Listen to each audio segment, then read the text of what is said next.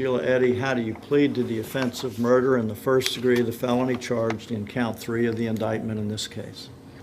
Guilty. The record will reflect that the defendant has entered a plea of guilty to the offense of murder in the first degree of the felony charged in count 3 of the indictment in this case. You may be seated. Watch the chair, please. Your Honor, on the night of July 5th and 6th, 2012, Skylar Neese disappeared and was never seen alive again. At a trial, the state's evidence would prove that Skylar's disappearance and death were the result of a conspiracy between Shelia Eddy and Rachel Shoaf to rid themselves of their friend Skylar by killing her. They achieved their goal by planning to pick up Skylar from her residence after her evening of work had been completed. They planned to drive around, socialize some, and then stop at a location to smoke dope. Their scheme was to hide knives on their bodies and to attack Skylar at an agreed-upon moment. They even prepared by bringing a shovel with them to bury Skylar's body. Shelia Eddy and Rachel Shoaf carried out that plan. Together they stabbed and killed Skylar and left her body to nature.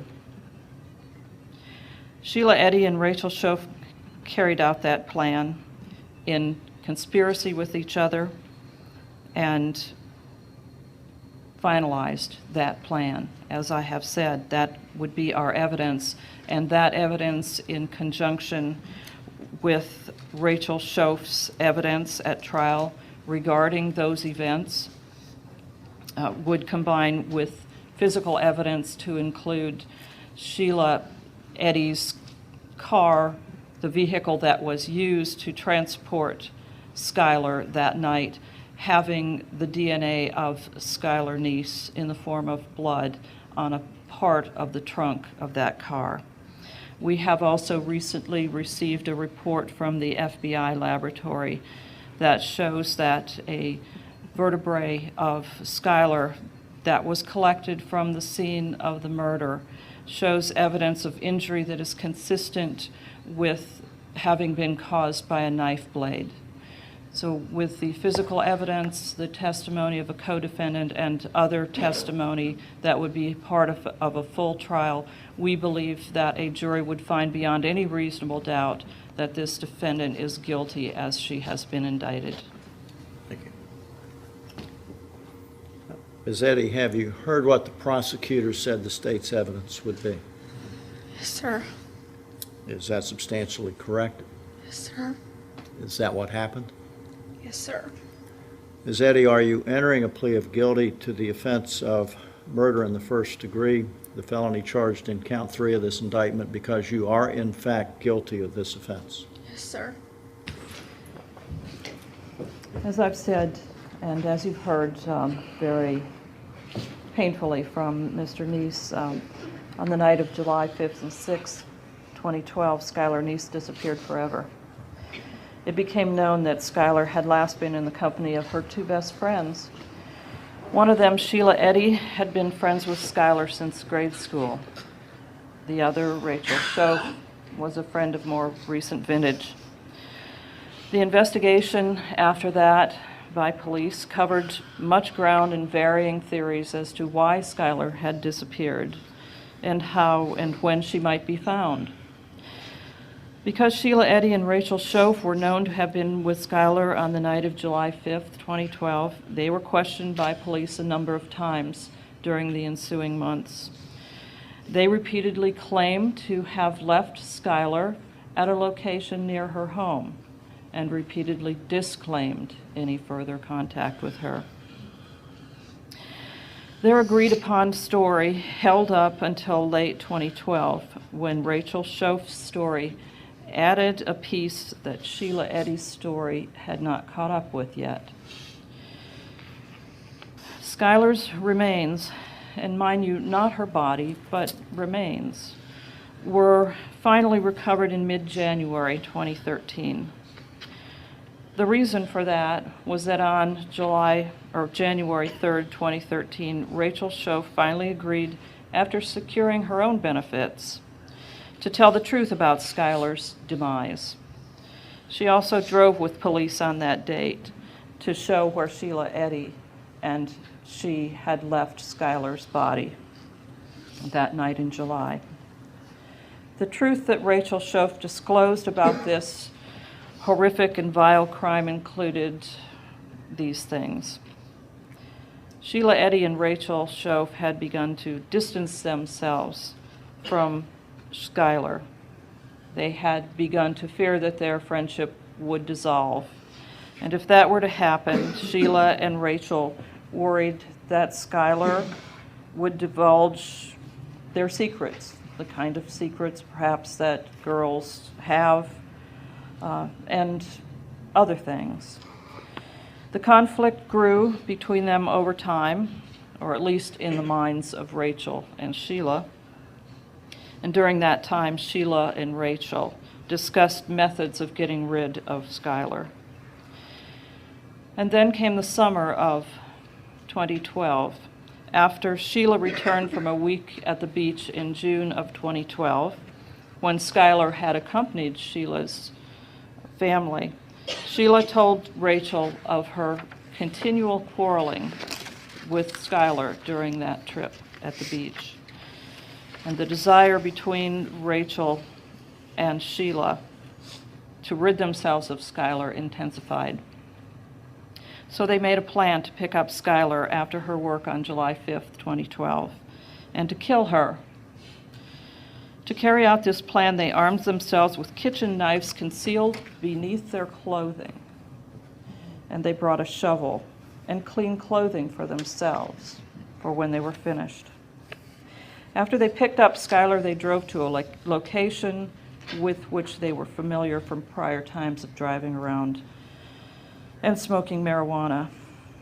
After the three girls were all outside of the car, at an agreed-upon signal, a countdown actually, those two girls, Shelia and Rachel, both stabbed Skylar to death. They stabbed her multiple times. Skylar fought back and attempted to run, but she was overcome by her attackers. They stood over her until her last breath. Shelia Eddy and Rachel Shoaf tried to bury Skylar, but they couldn't dig into the hard earth at that time. So they left her body and tried to cover it up with tree branches and other natural debris that was around the site. They changed to clean, unbloody clothing and returned to their lives. These murderers, however, must now pay a price for their depraved actions. Today, we ask you to sentence Shelia Eddy to life in prison, acknowledging that under our law and under this plea agreement, she will become parole eligible. But we are asking you today, Your Honor, here today, to sentence this defendant to adult prison for her very adult crime. And we're asking that she not be returned to juvenile services custody, as is a prerogative of the court. I would remind you that if Shelia Eddy is now 18, she is no longer an actual juvenile, an actual underage offender. If she were to have committed a crime now at the age of 18 years, a crime of murder or even a lesser crime, she would go to adult jail and eventually adult prison. And that's what we're asking for today.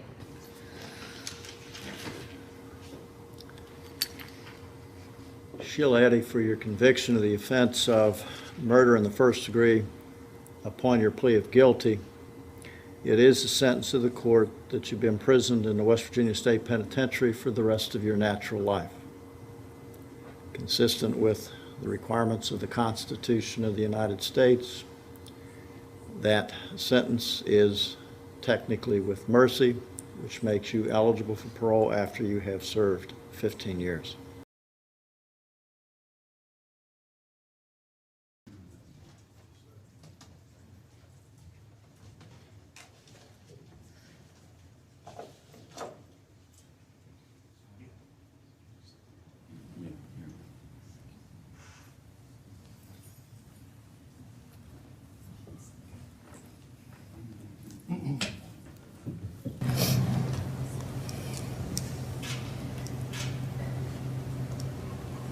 I'm so sorry.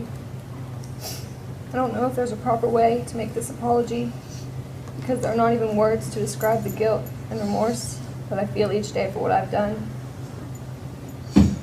The person that did that was not the real me, not the person I am, not what I'm made of, and not what I believe in. I don't think I ever thought that this would actually happen. I became scared and caught up in something that I did not want to do. I never realized the gravity of my actions and how many people I've hurt. I hurt the Neese family and those who love Skylar. I hurt my parents and shamed my family. I hurt my extended family and all of my friends who loved me. I hurt my teachers and those who believed in me. I hurt my church family, my community, and those who trusted me. And I hurt my Lord and Savior, Jesus Christ. May God bring eternal peace to Skylar and the entire Neese family. Again, I'm so sorry, and I pray each day for everyone involved, and I pray each day for forgiveness. Yes, Your Honor.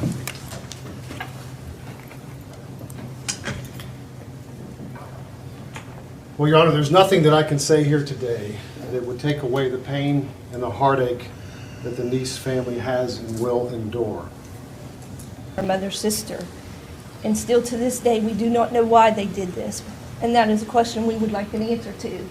Because what in the world would be so bad that you would have to kill Skylar and to put her through what you did? You didn't think about that when you were doing it, so why would we need to think about how you feel now? You stood there for over a year, comforting, being with us, telling us you knew nothing. When the police and everybody was coming close, then you decided to confess. You need to think about everything you put us, your family, and everyone else through with not being able to have the pleasures that other kids could have. No grandchildren, no marriages, no prom, no graduation. How do you think that would make us feel? You don't get it, and neither does Skylar, but at least your parents get to see your face, get to talk to you, and see you. We don't even get that luxury. They get to say goodbye to you. We never got to say goodbye or anything. And I hope that you really and truly regret for what you did. Skylar Neese disappeared on July 5th, 2012. This is what Rachel Shoaf finally told police on January 3rd, 2013. And this is information from the documentation of her statement to police on that day. She said, "We stabbed her," referring to herself and Shelia Eddy stabbing Skylar Neese. They killed Skylar because the girls always fought with Skylar, and she was, quote, in the way of the friendship between Rachel and Shelia. In the spring of 2012, Shelia and Rachel first joked about killing Skylar during science class when one of them said, "We should kill her." And they looked at each other with a sense of agreement on that statement. Shelia and Skylar, according to Rachel Shoaf, always fought, and the animosity between Skylar, or towards Skylar, intensified after Skylar accompanied Shelia to a beach vacation that summer. And we know from facts that such a vacation did occur. On July 5th, 2012, Shelia and Rachel agreed that it's today. Today was when they should commit the murder. Since springtime, the girls had several conversations about killing Skylar, and it was agreed that the murder should occur before Rachel left for church summer camp. The night was agreed upon because Skylar was working that night and into the evening and into the later evening, and she would be able to sneak out of her home easily after she had left work for the night. Over the month before the murder, Sheila and Rachel had planned some of the details and concluded that they needed to buy knives, get a shovel, and go to Brave, Pennsylvania, where this murder would occur. So on July 5th, Rachel Shoaf took a shovel from her father's home. Shelia Eddy brought 2 knives that belonged to her mother. And they waited outside Skylar's home. They drove to her apartment that night. They called to say they were waiting for her. And she came out and met them, got into their car. Skylar was under the impression that the 3 girls were just going to drive around, maybe drive up to Brave, Pennsylvania, where they had been on other occasions and smoked some marijuana. So she had brought along a bong with her, and Rachel Shoaf had brought along some other smoking pipe. When they arrived there at that location in the countryside, the 3 girls got out of the car and were out of the car for some moments when, at the agreed upon signal of a countdown, 1, 2, 3, Rachel Shoaf and Shelia Eddy attacked Skylar Neese and stabbed her to death.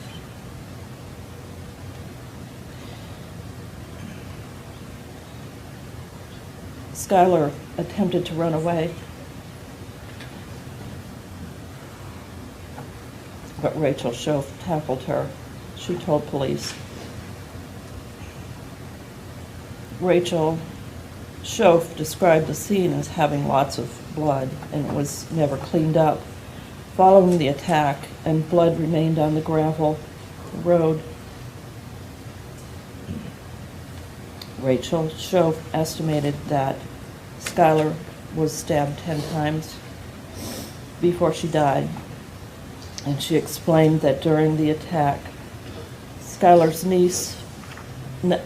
Neese's neck made weird sounds, and they both continued to stab her until those noises stopped. At the time of the murder, Skylar was dressed in a yellow tie-dye shirt and green shorts. She had taken a purse with her that was left in the car. They threw that purse away.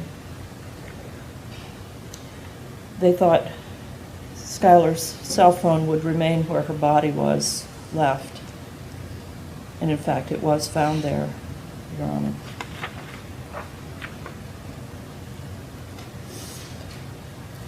That day before taking Skylar in the dark of night, or through that evening, Rachel and Sheila drove around Star City and in the area, preparing themselves. They had concealed knives on their bodies that had been wrapped in towels by Shelia Eddy.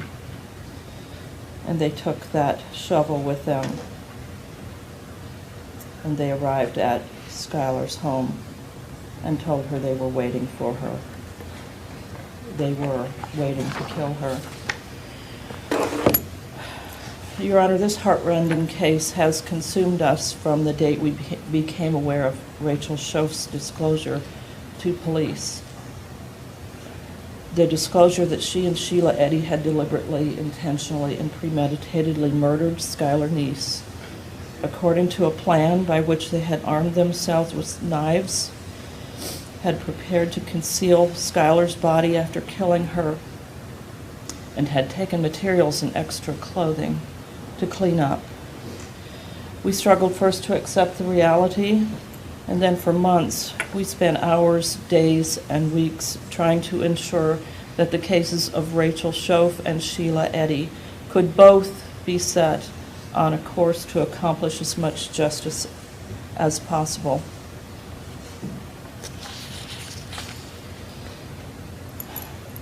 Since that time, people, reporters, have asked, well, what lessons can we learn from this? What have you learned from this crime? And I have to say, I'm baffled. But maybe one lesson is that the evil of which humans are capable passes understanding and seems boundless. Maybe another one is that if this kind of crime can happen in this relatively small and cohesive community, it can happen anywhere. But these are not lessons that help me or anyone else, because I see no lesson here that tells us how to predict and prevent these heartless deeds. So as to why we're here today, for the sentencing of Rachel Shoaf, who participated in and committed such senseless evil, I only know how to speak as a law enforcement official and to ask for justice and for the lawful penalty to be imposed. We've heard and we're asked to believe that Rachel Shoaf has accepted full responsibility for the crime, that she solved the disappearance of Skylar Neese, that she's not the monster portrayed by the evidence. We're asked to believe that Rachel Shoaf finally became overwhelmed with guilt and remorse and freely confessed her crime. That Rachel Shoaf is a sort of hero in that regard. Not really, Your Honor, you know this case. Not really. In exchange for her statement on January 3rd, 2012, or 2013, Rachel Shoaf extracted a benefit in the form of a lesser plea.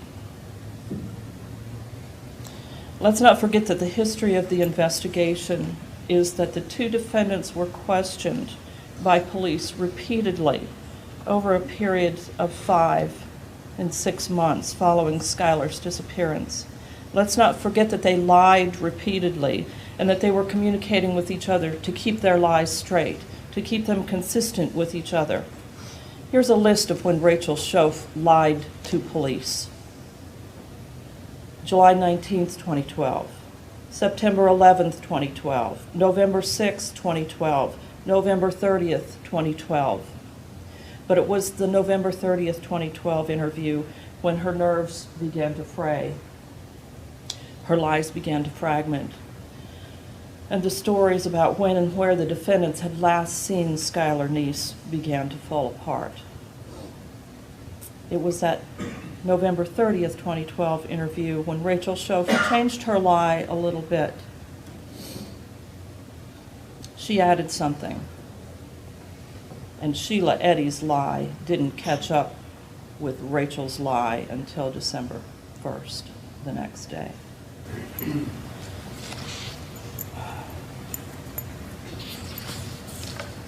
That's when Rachel Shoaf began to understand how she needed to and how she might be able to reduce her exposure. That's when she came in from the cold alone and first. That's when she confessed for a price. She sold her confession to police for the ultimate bargain of her plea to second-degree murder in West Virginia. That's what happens to solve some criminal cases. And to the extent that Rachel Shoaf's confession, for which she extracted this benefit, assisted the investigation, she has been compensated by the agreement for her plea to second-degree murder, and therewith her sentence of substantially less than a life term. That is her reward, and it is more than sufficient. It is often said that children should not die before parents, that it is not the normal and proper cycle of life and death. But parents do lose children, tragically to illness, to accident, to negligence, even murder. Murder by a stranger is a horror, but deliberate murder by friends is unthinkable.